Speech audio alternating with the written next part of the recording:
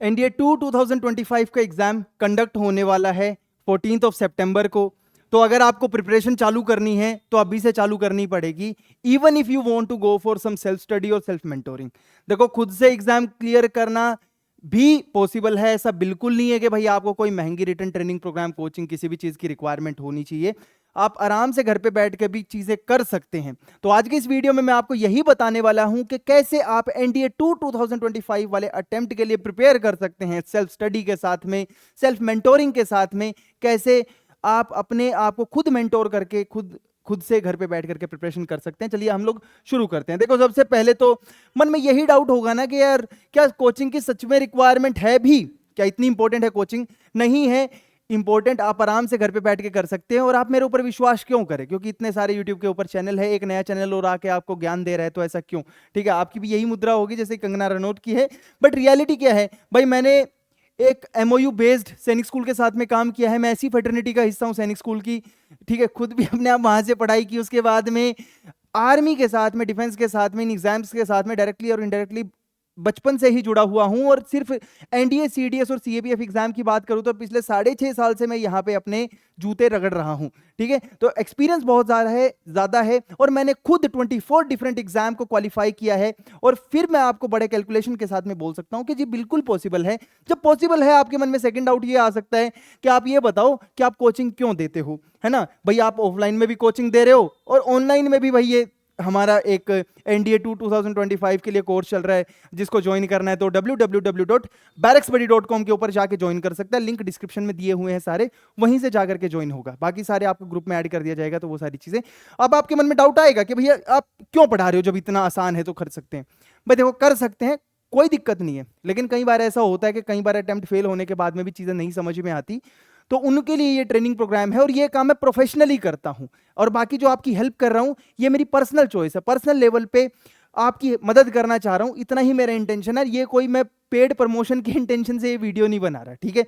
दूसरी चीज, मेरा ये मानना है कि learning should be affordable and mentorship should be free. मैं आपको फ्री में मेंटोर कर रहा हूं इस वीडियो के थ्रू, आपका शेड्यूल सारी चीजें बना करके दे रहा हूं, करने वाले आप हैं, ठीक है। और लर्निंग जिसमें मेरी टीम के एफर्ट लगेंगे, उसमें तो यार इसका पूरा घर भी चलाना है, वो फिजिबल नहीं होगा फ्री में सारी चीजें करना, ठीक है। तो ये चीज आपको समझनी पड़ेगी। अब आपके मन में आएगा कि डेली मुझे पढ़ना कितना पड़ेगा? क्या मुझे चांद से अवतरित होना पड़ेगा, या मुझे मार्स के ऊपर जन्म लेना पड़ेगा, या मैं इस संसार के अंदर कौन सी नई खूबी के साथ में पैदा हो जाऊं कि इस एग्जाम के लिए मैं पॉसिबली पढ़ाई कर सकूं? तो कुछ नहीं करना है यार। जिंदगी में वही 24 घंटे सबके पास में है, आपके पास में भी होने चाहिए। टास्क को 3 हिस्से में डिवाइड करो। संसार में इंसान इतनी भाई टेंशन लेता है, क्यों लेता है? क्योंकि उसको चाहिए क्या? कंफर्टेबल स्लीप, ठीक है। मिनिमम 8 घंटे की स्लीप रखो भाई, नहीं तो उम्र से पहले टकले हो जाओगे, ठीक है। बुढ़े दिखने लग जाओगे, चेहरे के ऊपर झुर्रियां आनी शुरू हो जाएगी। तो आपको क्लियरली समझना है, हमें हार्डवर्क तो करना है, लेकिन इफेक्टिव हार्डवर्क करना है स्मार्ट इंटेंशंस के साथ में, ठीक है। तो उसके लिए आपको 8 घंटे मिनिमम सोना है। और ये निहित बात है, साइंस ने भी, नेशनल स्लीप फाउंडेशन जो है उसने अपने रिसर्च के अंदर क्लियरली माना है कि जब कोई इंसान 8 घंटे से कम की नींद लेता है तो उसका दिमाग में जो कॉग्निटिव लर्निंग है वो अफेक्ट होती है, और दूसरा कंफ्यूजन रहती है माइंड के अंदर। तो आपको क्लियरली इस चीज को समझना पड़ेगा कि मिनिमम 8 घंटे तो आपको सोना ही सोना है। क्योंकि जो आपके परमानेंट न्यूरॉन्स है ना, वो तभी जनरेट हो सकते हैं। आपने कुछ भी पढ़ा, आपकी परमानेंट मेमोरी में तभी जाएगा वो जब आप सोओगे। सोते हुए ही टाइम पे ही हमारे न्यूरॉन्स के नए पाथवे जनरेट होते हैं, और जो डाटा होता है वो हमारी परमानेंट मेमोरी में जाता है। उसके अलावा 12-13 घंटे आपको मिल जाएंगे जिसमें आप अपनी जॉब के ऊपर फोकस कर सकते हो, अगर कोई काम करता है तो इंसान, है ना।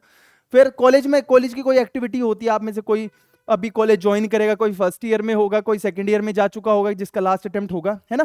फिर कोई सोशल एक्टिविटी हो गई, सोशल एक्टिविटी, फ्रेंड्स हो गया, फैमिली हो गई, रिश्तेदार में घूमना हो गया, दोस्तों में कहीं घूमने का मन कर गया, तो उसके लिए आपके पास में है ना 12-13 घंटे हैं। आपको इफेक्टिवली डेली 3 से 4 घंटा मेहनत करना है, और बाकी सारा काम आपका खुद ब खुद हो जाएगा। फिर भी छाती पीट के चिल्लम चिल्ली करनी है कि भाई इतना सब कुछ चीजें हैं हमारी लाइफ के अंदर, और मैं क्या क्या करूं? तो भाई फिर तो है ना, शिकायतों से तो किसी का घर चला नहीं। एग्जाम के अंदर आपको बहुत सारे क्वेश्चंस के बाद में है ना 4 ही ऑप्शन मिलते हैं, जिसमें से आपको एक सही ऑप्शन ही चूज करना पड़ेगा, और शिकायत किसी भी ऑप्शन में नहीं होती, ठीक है। फिर आपको समझना पड़ेगा कि भैया इंग्लिश की प्रिपरेशन कैसे करूं। जीएटी से शुरू करेंगे, मैथमेटिक्स की तरफ बढ़ेंगे, ठीक है। इंग्लिश की प्रिपरेशन कैसे करूं? तो भाई रेनन एंड मार्टिन या कोई भी किताब, कोई भी मतलब कोई भी, मैं रिपीट करता हूं, रेनन एंड मार्टिन, नई हो पुरानी हो, कोई भी किताब हो, एक इंग्लिश की स्टैंडर्ड बुक कोई भी फॉलो कर लो। क्योंकि इंग्लिश के रूल्स तो वही रहेंगे ना भाई, नॉट ओनली को फॉलो करता है बट ऑल्सो, ठीक है, नाइदर के बाद नोर आता है, आइदर के बाद और आता है, वो सारी चीजें रहती ऐसी ही रहती है ना, वो आप भी चेंज नहीं कर सकते, मैं भी चेंज नहीं कर सकता, ये चीज आपको समझ में आनी पड़ेगी। दूसरी, अगर नहीं कुछ हो रहा है, ये महंगी पड़ रही है, पैसा खरीदने का नहीं है, तो भैया ये जो इंग्लिश की किताब मैंने दी है आप लोगों को, ठीक है, ये जो भी रिवीजन बेस्ड नोट्स हैं, ठीक है, इसको आप फॉलो कर सकते हो, इसके अंदर आपको सारा डाटा सारी चीजें मिल जाएंगी, इससे ऊपर आपको उन रूल्स के फॉर्म में तो करने की जरूरत नहीं है, क्योंकि रूल्स तो इतने ही हो सकते हैं, इससे ज्यादा पढ़ने बैठोगे तो भाई खत्म, अनगिनत है, उसका कोई एंड है ही नहीं। तो रूल्स के लिए तो आपके मैक्सिमम रूल्स यहीं से कवर हो जाएंगे। इसके अलावा आपको क्या करना पड़ेगा बताता हूं। देखो, ग्रामर जो होती है, ग्रामर के लिए ये रूल्स वाली कहां पे मिलेगी, टेलीग्राम के ऊपर नोट्स मिल जाएंगे और स्टैंडर्ड बुक मैंने बता दी। दूसरा, वोकैबुलरी के लिए, वोकैबुलरी के लिए आप एसएससी की एक ब्लैक बुक आती है, अच्छी किताब है, ठीक है, जो मैं पढ़ता हूं ना बस वही बता सकता हूं। मैंने रेनन एंड मार्टिन पढ़ी है, ठीक है, रेनन एंड मार्टिन अच्छी किताब है। अब कुछ मूर्ख है ना, उनको ये बेचारों को समझ में नहीं आएगा। मैं कहता हूं सेल्फ अजम्पशन अच्छी चीज नहीं होती, लेकिन कुछ रीजनेबल कैलकुलेशन आपको लाइफ में करनी चाहिए। मेरा, अगर मैंने बोला कोई भी स्टैंडर्ड बुक, उसके अंदर एसपी बख्शी भी आ जाती है, ठीक है, पाथफाइंडर के अंदर इंग्लिश वाला सेक्शन भी आ जाता है। इंग्लिश की जो स्टैंडर्ड बुक है, कोई भी हो बुक, कोई भी हो, सबके अंदर डाटा सेम है, ये क्लियरली मैं आपको बता रहा हूं। उसके अलावा जो नोट्स मैंने दिए इनको भी आप फॉलो कर सकते हैं। फिर रिपीट कर दिया मैंने, ठीक है। फिर उसके बाद में आपको अपनी, अगर वोकैबुलरी ठीक करनी है, या तो आप ब्लैक बुक के ऊपर फोकस कर लो, और नहीं तो टेलीग्राम के ऊपर भी कुछ मैंने ऐसे इंपॉर्टेंट वर्ड्स के पीडीएफ दे रखे हैं जो कि आपकी वोकैबुलरी के लिए इंपॉर्टेंट है एग्जाम की, तो उनको भी आप फॉलो कर सकते हो। और अंत में, अगर सबसे इंपॉर्टेंट चीज यूपीएससी एग्जामिनेशन के इंग्लिश सेक्शन को प्रिपेयर करने के लिए है, वो है जी आपकी रीडिंग स्किल को स्ट्रांग होना। ये चीज कोई नहीं बताता, मैं आपको लिख के दूं एक चीज, 400 घंटे का इंग्लिश का कोर्स कर लो, 4000 घंटे का कर लो, तब भी बिल्कुल भी फर्क नहीं पड़ेगा अगर आपकी रीडिंग स्किल्स अच्छी नहीं है। क्यों? क्योंकि होलिस्टिक लर्निंग तभी होती है, इंग्लिश आपकी कमांड तभी इंप्रूव होगी जब तक आपकी रीडिंग स्किल अच्छी नहीं होगी, तो नहीं हो पाएगी। इंग्लिश अच्छी करनी है तो रीडिंग स्किल्स के ऊपर काम करो। रीडिंग स्किल्स का मतलब क्या है? अच्छी अच्छी किताबें पढ़ो, जितना ज्यादा इंग्लिश को पढ़ोगे उतना ज्यादा अच्छा। पहले मैं किताबें पढ़ता था, लेकिन किताबों में क्या था ना, किताब कंप्लीट होने में आपके लगते हैं कम से कम 20-25 दिन लगते हैं। लेकिन आजकल ऐसा है कि मैंने किताबों को छोड़ करके एक ऐसे की वेबसाइट है जिसका नाम है AEON, इओन ऐसे करके है, बहुत शानदार है। डेली का एक ऐसे पढ़ता हूं, 20 से लेकर के 26-27 मिनट के टाइम के अंदर कवर हो जाता है। मुझे नहीं पता था इस वेबसाइट के बारे में, इस वेबसाइट के बारे में मुझे बताया मेरे एक स्टूडेंट है जिसका नाम है पारस, पारस ने मुझे बताया, थैंक यू यार, बहुत शानदार वेबसाइट है। डेली का एक ऐसे कंप्लीट करो, फायदा क्या होगा, आप है ना अच्छे अच्छे थॉट आपके दिमाग में आएंगे, आपकी इंग्लिश इंप्रूव होगी, और ये इंग्लिश है ना आपको साइक टेस्ट के अंदर भी बहुत ज्यादा हेल्प देगी। उसके अलावा आपके जो कॉग्निटिव थिंकिंग है वो इंप्रूव होगी, और साथ ही साथ में जब आप लिखने क्या बोलते हैं, मतलब ऐसे से है ना आपकी होलिस्टिक ग्रूमिंग होगी माइंड की। तो ये चीज आपको समझनी पड़ेगी कि इओन ऐसे बहुत ही ज्यादा इंपॉर्टेंट एक सेक्शन है, इसको क्लियर कर सकते हैं। और आप साथ ही साथ में ना आर्ग्यूमेंट्स बिल्ड होंगे जीटीओ में, जब जीडी हो रही होगी तो वहां पे इफेक्टिवली अपने पॉइंट्स को आप रख सकते हो, ठीक है। तो ये चीज समझनी है। और रीडिंग स्किल से तो आपको पता ही है कि पूरा पेपर में रीडिंग स्किल कितनी भरी रहती है। आरसी हो गया, reading comprehension, sentence rearrangement, para jumbles हो गए, cloze test, fill in the blanks, वो सारे के सारे यहीं से कवर हो जाएंगे। जब तक आपकी कॉग्निटिव स्किल अच्छी नहीं, आप नहीं कर सकते। इंग्लिश के लिए बहुत इंपॉर्टेंट है ये सारी चीजें। तो प्रो टिप तो यही है कि 20 मिनट डेली रीड कर लो, उसके अलावा 10 मिनट के लिए ग्रामर को रिवाइज कर लो, ये नोट्स मोर देन सफिशिएंट है।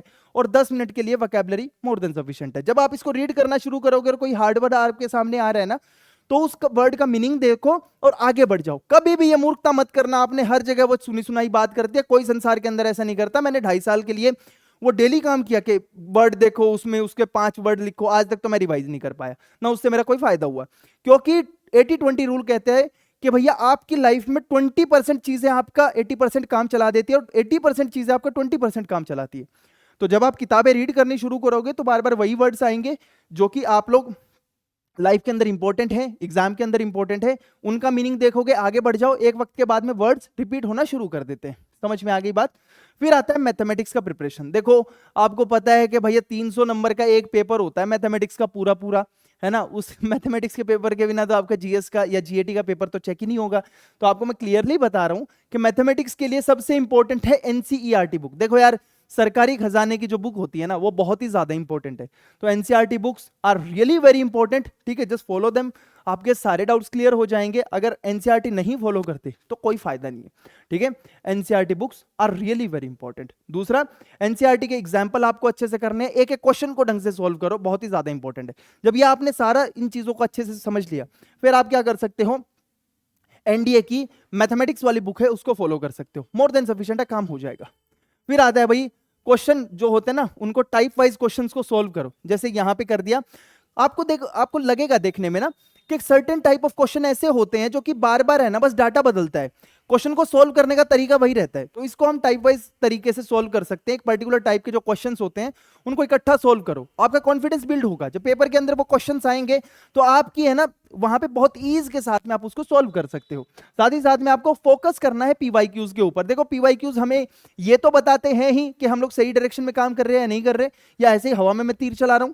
उसके साथ साथ ये भी बताते हैं कि एग्जाम का जो रिसेंट पैटर्न है वो कितना चेंज हुआ है और कितना कंसिस्टेंट है, ठीक है। कंटिन्यूटी और चेंज का यहाँ पे इफेक्ट देखने को मिलता है। दूसरी एनसीईआरटी बुक जो है ना बहुत ही इंपॉर्टेंट है, उनको तो बिल्कुल मत छोड़ना, क्योंकि कंसेप्ट यहीं से बिल्ड होंगे। फिर मन में ये बिल्कुल डाउट मत रखो, एग्जाम मुश्किल नहीं है, बट कंसिस्टेंसी के साथ में करना है। आप मेरे पास में भी कोचिंग में आ जाओ, ट्रेनिंग ले लो, कुछ भी कर लो। महंगी किताब खरीदने से किसी का सिलेक्शन नहीं हुआ, किताबों को काला करने से, पढ़ने से सबका सिलेक्शन हुआ है, ये भी आपको समझना पड़ेगा। फिर आता है हिस्ट्री की प्रिपरेशन। देखो हिस्ट्री के लिए एंशिएंट, मेडिवल और मॉडर्न तीनों के लिए है ना मैंने नोट्स निकाल रखे हैं। कुछ लोग आपको बोलेंगे भाई लूसेंट पढ़ लो, कुछ बोलेंगे पाथफाइंडर पढ़ लो, कुछ बोलेंगे Tamil Nadu board, Maharashtra board, themes पढ़ लो, है ना, बहुत सारी बुक्स है। पर क्या पढ़ना है क्या छोड़ना आपको समझ में जब तक आएगा ना, जब तक तो अटेम्प्ट वेस्ट हो जाएंगे, ठीक है। इस बार का मैं बता रहा हूं, मैंने फ्री सीरीज ली थी आपकी एनडीए की एक बारी, ठीक है, विद प्रूफ मैंने आपको टेलीग्राम चैनल पे भी शेयर कर दिया। 67 क्वेश्चंस वहां पे डायरेक्ट देखने को मिले, विद लाइन बाय लाइन, मैंने एक वर्ड भी चेंज नहीं किया। जीएस में 100 में से 67 क्वेश्चन आना बहुत बड़ी बात होती है, जिस फ्री सेक्शन की बात कर रहा हूं। और पेड की बात कर दी फिर तो बात ही अलग हो जाएगी, फिर तो सारे डाउट क्लियर हो जाएंगे। लेकिन मैं आपको यह दिखाना चाह रहा हूं कि जस्ट फ्री से हम लोगों ने कितना किया। तो अगर आप लोग यहां पे भी कर रहे हो ना और फ्री सेक्शन को फॉलो कर लोगे, तब भी आपकी सिलेक्शन बहुत पास में चली जाएगी। लेकिन उसके पहले आपको थोड़ा सा डाटा को मेंटेन करने के लिए, ठीक है, अपनी प्रिपरेशन को इंश्योर करने के लिए इन नोट्स को थोड़ा सा अच्छे से पढ़ना पड़ेगा। फिर आता है एंशिएंट और मेडिवल हिस्ट्री के लिए भाई तमिलनाडु बोर्ड और वो सारा चीज मैंने आपको बता दी, वो नहीं करनी। मॉडर्न के लिए कुछ लोग बोलेंगे स्पेक्ट्रम पढ़ लो, स्पेक्ट्रम अच्छी किताब है लेकिन समरी पढ़ना, उसकी हर चैप्टर के बाद में समरी दी हुई है, फैक्चुअल डाटा, उनको कर सकते हैं, वो भी नहीं करनी। ये सारे नोट्स फ्री ऑफ कॉस्ट है, 1 रुपया नहीं लगाने की जरूरत है किसी किताब के ऊपर। इनको डाउनलोड करो, प्रिंट करो और पढ़ना शुरू करो, बात खत्म है।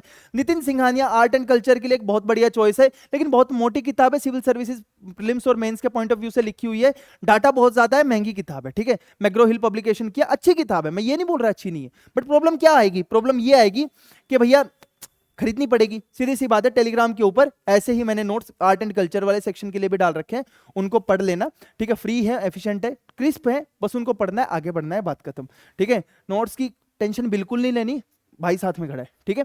उसके बाद में साइंस की प्रिपरेशन। देखो साइंस में आप लोगों ने सुना होगा हमेशा से चिल्लम चिल्ली मची रहती है कि 9th एंड 10th क्लास की एनसीईआरटी पढ़ लो। देखो 9th एंड 10th क्लास की एनसीईआरटी इंपॉर्टेंट है, बिल्कुल इंपॉर्टेंट है, इसमें कोई डाउट नहीं है। लेकिन उसके अलावा कुछ स्पेसिफिक सेक्शन ऐसे हैं केमिस्ट्री में और फिजिक्स के अंदर जो कि 11th एंड 12th क्लास से भी आते हैं, ठीक है। वो सारे के सारे आपको नोट्स में मिल जाएंगे, फिजिक्स, केमिस्ट्री और बायोलॉजी और ये साइंस एंड टेक के जो नोट्स होते हैं यहीं पे मिल जाएंगे। अगर ये आप बुक तब पढ़ो अगर आप लोग साइंस बैकग्राउंड से नहीं हो, ठीक है, आपका बेस यहां से स्ट्रॉन्ग हो जाएगा। लेकिन अगर आपका बेस स्ट्रॉन्ग है तो फिर इनकी तरफ मत भागो, क्योंकि बोल बच्चन ज्यादा है, पॉइंट काम का एक है पूरे पेज के ऊपर, वो मैंने नोट्स के अंदर क्रिस्प करके सारा डाल दिया है। और जो नोट्स मैंने आपको शेयर किया है ना फिजिक्स के, केमिस्ट्री के, बायोलॉजी के, विश्वास मानना इस चीज का मेरा कि भाई 100% पेपर है ना आपका, एक फिजिक्स का क्वेश्चन बाहर से नहीं था, एक केमिस्ट्री का क्वेश्चन बाहर से नहीं था, एक बायोलॉजी का क्वेश्चन बाहर से नहीं था। बट नोट्स पेजेस में ज्यादा होते हैं, 100 पेज होते हैं, ठीक है, या 70 पेज होते हैं या 80 पेज होते हैं। तो वो क्लियरली मैं उसको मेंशन नहीं करना चाह रहा, हुआ नहीं बनाना चाह रहा, क्योंकि यहां से ये मिलेगा, आप बस इसको कर लोगे तो मोर देन सफिशिएंट है, ठीक है। इसके अलावा साइंस एंड टेक जो होता है वो करंट अफेयर के सेक्शन में जितना आपके एग्जाम पॉइंट ऑफ व्यू से रेलेवेंट है वो वहां पे हम लोग कवर कर लेते हैं, उसके अलावा कुछ करने की जरूरत नहीं है, ये भी आपको समझ में आना चाहिए। और साइंस को ना यार लॉजिक से समझो, जितना लॉजिक से समझोगे ना, ठीक है, उतना ज्यादा अच्छा होगा। जैसे इस बार है ना 2-3 क्वेश्चन मैं आपको बताता हूं। मैंने आपको बताया था कि रेजिस्टिविटी L बाय जो ए एरिया वाला होता है ना, resistance is equal to resistivity का जो भी रिलेशन होता है, ठीक है, स्पेसिफिक रेजिस्टेंस जिसको बोलते हैं, तो उसी के ऊपर मैंने लिखा था 2/4, ठीक है, सेम 100% वही क्वेश्चन आ गया। उसके बाद में मैंने आपको बोब वाला एक क्वेश्चन कराया था, √L/G वाला करके, है ना, तो वो सेम क्वेश्चन आ गया। तो ये सारी चीजें है ना आपको यहीं पे मिल जाएंगी, अंत में मैं हेल्प कर दूंगा आपकी, कोई दिक्कत नहीं है। पैसे नहीं है तो फिर भी मरने की जरूरत नहीं है, क्यों कहीं पे भाई महल बनाने के चक्कर में अपने झोपड़ा भी फूक रहे हो, है ना। नहीं है पैसे तो नहीं है, सीधी बात, एक्सेप्ट करो। ऐसा कुछ नहीं है जो तुम घर बैठ के नहीं कर सकते, भाई मैं साथ देने के लिए तैयार हूं। इसको डाउनलोड करो, आगे चलो, सारी चीजें आपको मिलती रहेंगी, लेकिन लॉजिक समझते रहना, लॉजिक बिना नहीं हो पाएगा। इकोनॉमी आजकल बहुत ही इंपॉर्टेंट एक सेगमेंट बन गया है। एनसीईआरटी बुक सच में अच्छी है, लेकिन बोरिंग बहुत ज्यादा है, पता नहीं क्या बात कर रहा है, आधी चीजें आपको समझ में नहीं आएगी, इसलिए नोट्स को फॉलो कर देना। जितना एग्जाम पॉइंट ऑफ व्यू से रिलेवेंट है वो यहां से मिल जाएगा, बाकी जितना करंट अफेयर्स में आता है वो सारा लास्ट में थोड़ा सा बता दूंगा मैं। मृणाल सर के नोट्स बहुत शानदार है भाई, हम लोगों ने तो जितने एग्जाम दिए यही नोट्स पढ़े थे, लेकिन फिर बताता हूँ थोड़े से लेंदी है ये, है ना, एनडीए वालों के लिए तो बहुत ज्यादा लेंदी है, तो मैं सजेस्ट करूंगा कि तुम लोग है ना बस इसके ऊपर ज्यादा टाइम मत वेस्ट करना, लेकिन बहुत शानदार नोट्स है, ठीक है। एनसीईआरटी बुक्स बहुत ही ज्यादा अच्छी है जैसा मैंने बताया, लेकिन कॉम्प्लेक्स है, और टेलीग्राम के ऊपर ये वाले नोट्स मिल जाएंगे, मोर देन सफिशिएंट है, काम हो जाएगा आपका। फिर रही पॉलिटी की बात, देखो जो पॉलिटी है ना, पॉलिटी, ठीक है, उसमें पॉलिटिकल थ्योरी वाली ये किताब पढ़ सकते हो, एनसीईआरटी की दोनों बुक है, ठीक है। लक्ष्मीकांत बहुत शानदार बुक है, लक्ष्मीकांत तो क्या है, बाइबल है भाई। अगर यूपीएससी कोई भी एग्जाम कंडक्ट करता है और पॉलिटी पढ़ना है तो लक्ष्मीकांत से ऊपर तो कोई ना, उससे नीचे कोई बुक सजेस्ट करता ना उससे ऊपर कोई सजेस्ट करता, तो ये तो आपको पढ़नी चाहिए। तीसरा, लेकिन लक्ष्मीकांत की जो ये किताब है ना, लक्ष्मीकांत सर की, इसके साथ सबसे बड़ा इशू क्या है, इसके बाद इसके साथ सबसे बड़ा इशू ये है कि सिविल सर्विसेज मेंस के डिस्क्रिप्टिव पेपर के पॉइंट ऑफ व्यू से लिखी गई है, यानी कि 12-13 से पेज में से जितने एनडीए और सीडीएस के लिए लोग काम कर रहे हैं ना, 150 पेज मुश्किल से हमारे काम के हैं, ठीक है। यानी पढ़ना कम है, छोड़ना ज्यादा। लेकिन आपको तो इस एज में समझ में नहीं आएगा, हर चीज इंपॉर्टेंट लगेगी, और सब कुछ छाती पर लपेट लोगे तो भाई वो अगर 20 जीबी मेमोरी आपके दिमाग के अंदर है, 18 जीबी एक ही सब्जेक्ट में भर लोगे, तो बाकी 2 जीबी के अंदर सारे सब्जेक्ट कैसे लोड करोगे। तो मतलब पढ़ने से ज्यादा आपको यहाँ पे छोड़ना है, उसके लिए ये पॉलिटी के नोट्स बना दिए, इनको कर लेना, मोर देन सफिशिएंट है, उसके अलावा कुछ करने की जरूरत नहीं है, ठीक है। फिर आता है ज्योग्राफी का सेक्शन। देखो ज्योग्राफी का सेक्शन मैं आपको क्लियरली बता रहा हूं, 10th 11th 12th क्लास की एनसीईआरटी की बुक कर लो, मोर देन सफिशिएंट है, बहुत शानदार बुक है। इसके अलावा ना आपको जीसी लियोंग खरीदनी है, ना माजिद हुसैन खरीदनी है, वो किताबें खरीदने की जरूरत नहीं है, मोर देन सफिशिएंट है, ठीक है। और नहीं तो इन्हीं बुक्स की समरी मैंने इन नोट्स के अंदर डाल दी है, इनको और थोड़ा सा फिल्टर करके और शानदार नोट्स बना दूंगा ज्योग्राफी के, में बहुत अच्छे हो जाएंगे और ज्यादा, ठीक है। एक्स्ट्रा कंटेंट और अच्छा अगर आपको फॉलो कुछ करना है तो लोटस अराइज नाम की वेबसाइट है, फ्री ऑफ कॉस्ट है, ठीक है। इनके नोट्स भी आते हैं, वो भी आप डाउनलोड खरीदना चाहो तो खरीद सकते हो, बट आई सजेस्ट कि भैया इनका फ्री वाला कंटेंट ही मोर देन सफिशिएंट है, आपको पेड की तरफ जाने की जरूरत नहीं है, क्योंकि आप यूपीएससी सिविल सर्विसेज नहीं दे रहे, इतने में आपका काम हो जाएगा। अगर फास्ट रिवीजन करनी है तो भैया ये नोट्स मैंने आपको पहले ही बता दिए, क्योंकि यूपीएससी बहुत ही ज्यादा इंटरेस्टेड है कि भाई देश दुनिया का मौसम कैसा है, क्या उसका हालचाल चल रहा है, ठीक है। ये एनडीए कर दो भैया इसको, ठीक है। फिर अब तुम्हारा शेड्यूल बता देता हूं, देखो है कैसा, डे वाइज शेड्यूल बताया इस मैंने। 5 मई से आपका पेपर जो है चालू हो जाएगा, ठीक है। 5 मई से 5 मई को इंग्लिश तो आपको डेली पढ़नी है, 20 मिनट की रीडिंग, जो मैंने आपको इयोन एस्से का बताया, डेली का एक एस्से पढ़ो, अच्छा एस्से पढ़ो, उससे आपकी होलिस्टिक इंग्लिश की ग्रूमिंग होगी। 10 मिनट के लिए जो ग्रामर के रूल होते हैं वो, और 10 मिनट के लिए वोकैबुलरी जो भी एस्से के अंदर आपको परेशान कर रही थी, ठीक है। जिसका आपने साइड से मीनिंग तो समझ लिया, लेकिन एग्जैक्ट मीनिंग नहीं पता, उसका बस हर वर्ड का मीनिंग देखना है, किसके ऊपर, फोन के ऊपर, इतना ही काम करना है। फिर आता है यहां से आपको 5th से एंशिएंट हिस्ट्री से शुरू करना। हिस्ट्री आपको स्टार्टिंग में बोरिंग लग सकती है, बट मैं रिक्वेस्ट करूंगा अगर आपने पहले कभी एंशिएंट हिस्ट्री नहीं पढ़ी तो थीम्स वाली किताब एक बार रीड कर लेना, बहुत ही शानदार किताब है, बहुत बढ़िया, आपको मजा आएगा। फिर उसके बाद में मेडिवल हिस्ट्री पे आएंगे, और मेडिवल कंप्लीट होने के बाद में मॉडर्न हिस्ट्री के ऊपर आएंगे, ठीक है। Monday, Tuesday, Wednesday, Thursday, Friday, Saturday, ये वीक डेज है, इसके अंदर आपको क्या करना है, चीजें कवर करनी है, सब्जेक्ट कवर करना है, और संडे को आपको क्या करना है, जो भी आपने वीक डेज में चीजें की हैं उसको संडे को रिवाइज करना है। देखो एग्जाम में आप रिकॉल तभी कर पाओगे जब आप रिवाइज करोगे। सबसे पहले क्या होता है, सबसे पहले आप रीड करते हो, रीड करने के बाद में उसको रिवाइज करते हो, रिवाइज करने के बाद में आपके परमानेंट मेमोरी में जाता है कंटेंट, और उसके अंत में सबसे लास्ट में ऐसा होता है कि आपकी जो पेपर होता है उस टाइम पे आप लोग उस डाटा को रिकॉल कर पाते हो। मॉडर्न हिस्ट्री के बाद में फिर आर्ट एंड कल्चर के लिए जो सेक्शन है उसको भी आप रीड कर लोगे। ये नोट्स वाइज बना रखा है, जो मैंने नोट्स आपको दिए हैं ना, बस वो आपको कवर करने हैं, उन नोट्स के अंदर से सारा डाटा मिल जाएगा आपको, ठीक है। इंग्लिश डेली का है, फिजिक्स फिजिक्स फिजिक्स, फिर फिजिक्स के बाद में आ जाएगा केमिस्ट्री, केमिस्ट्री के बाद में अंत में आ जाएगा बायोलॉजी। ठीक है, ये जून का महीना भी हमारा चला गया। फिर आता है साइंस एंड टेक। ठीक है, साइंस एंड टेक मैंने आपको बता दिया, science and technology. Science and technology के नोट्स दिए हुए मैंने, बट वो मैं आपको क्लियरली बोलूंगा। एक जीके टुडे नाम की वेबसाइट है, उनमें उनका टैब होता है एक science and tech GK today current affairs, तो उसके थोड़े से करंट अफेयर पढ़ लेना, मोर देन सफिशिएंट है। ठीक है, फिर फिजिकल ज्योग्राफी का जो सेक्शन है उतना, फिर इंडियन ज्योग्राफी आ जाएगा, फिर ह्यूमन ज्योग्राफी और इकोनॉमिक ज्योग्राफी जो होता है। लेकिन ज्योग्राफी के अंदर सबसे इंपॉर्टेंट क्या होता है? Mapping section. तो मैप के लिए भी आप लोगों को यहाँ पे टाइम मिल जाएगा। ठीक है, मैपिंग सेक्शन के लिए। फिर आता है पॉलिटी।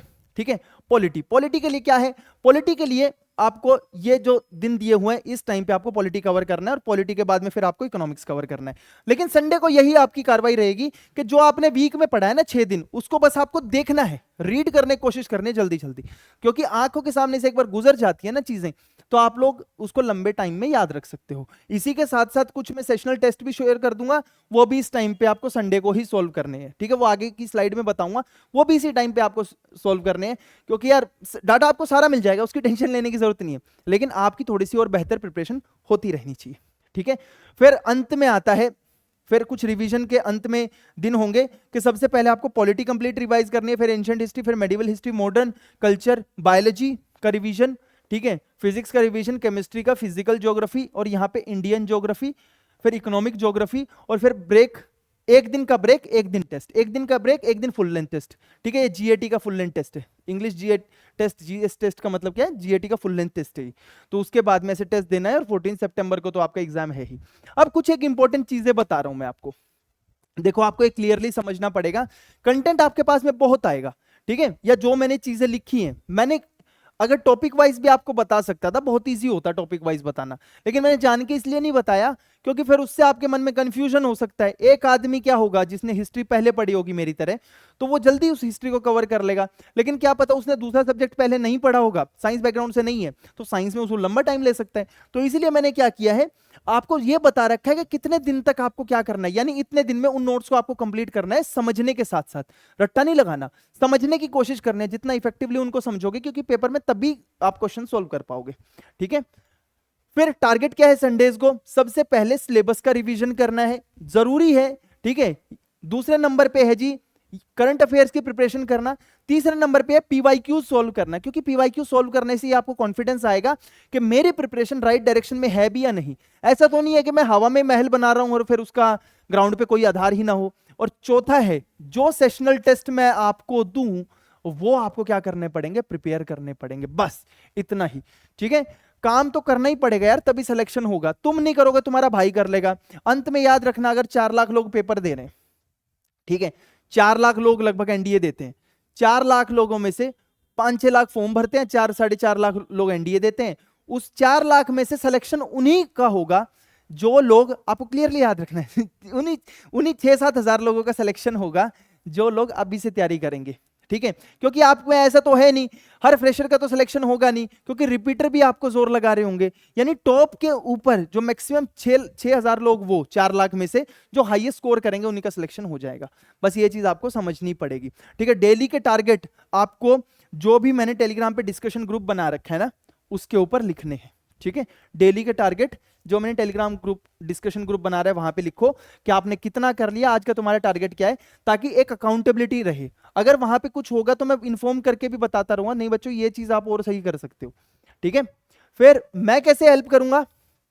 सबसे पहले फ्री नोट्स आपको मिल जाएंगे जो मैंने आपको प्रोवाइड किए, इनमें भी वैल्यू एडिशन होता रहेगा। ठीक है, साथ ही साथ में आपकी रिवीजन मैराथन आ जाएगी एग्जाम से पहले, फ्री वाली, जैसे इस बार फ्री वाली मैराथन से 67 क्वेश्चन आए थे। फिर फ्री में मॉक टेस्ट सीरीज आ जाएगी। ठीक है, एग्जाम से पहले, और अंत में याद रखना है कि भाई मैं हूं ना। ठीक है ठीक है, हम संभाल लेंगे, कोई दिक्कत नहीं है। लेकिन सेशनल टेस्ट, ठीक है, सेशनल टेस्ट तो देने ही देने पड़ेंगे। मुझे पता है बोरिंग है यार, पढ़ाई तो बहुत बोरिंग है, हर आदमी पढ़ाई नहीं कर सकता, लेकिन आपको ये याद रखना है कि पढ़ाई नहीं करोगे तो कुछ नहीं फायदा होने वाला। ठीक है, अंत में जो मैथमेटिक्स का शेड्यूल है वो आपको बता देता हूं अगले ही वीडियो के अंदर, आज या कल में अगला वीडियो भी अपलोड कर दूंगा, उसमें मैथमेटिक्स का ऐसा ही डे वाइज शेड्यूल आपको अवेलेबल हो जाएगा। लेकिन अगर आपको एग्जाम क्वालिफाई करना है तो एक चीज जरूर याद रखना कि संसार के अंदर सब कुछ मिलता है, या संसार के अंदर आपको सक्सेस जरूर मिलेगी अगर आपका इरादा एक होगा और नेक होगा। आज के इस वीडियो में इतना ही, मिलते हैं किसी और वीडियो के साथ में, तब तक के लिए जय हिंद। लेकिन वीडियो को लाइक करना मत भूलना, नहीं तो यूट्यूब को समझ में नहीं आएगा कि हम लोग किस लेवल का काम करते हैं। जय हिंद एवरीवन।